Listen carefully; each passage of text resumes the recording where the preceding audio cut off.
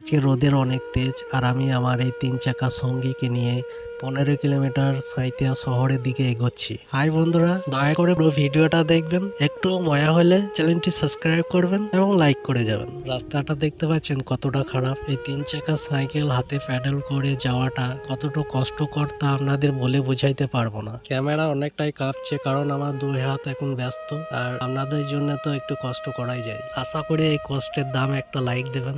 অবশেষে সাঁইথিয়া ময়রাকি ব্রিজের ওপরে পৌঁছালাম। দেখুন নদীটায় একদম জল নাই বললেই চলে, অথচ এক সময় এই নদীর জল কানায় কানায় থাকে। প্রকৃতিও আজ যেন আমার মতন শান্ত ও সূক্ষ্ম।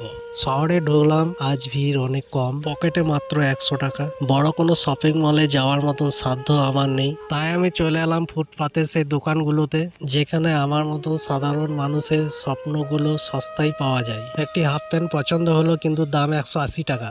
আমার বাজেট অনেক কম, তাই দোকানদারকে বললাম সস্তায় কিছু দেখাতে।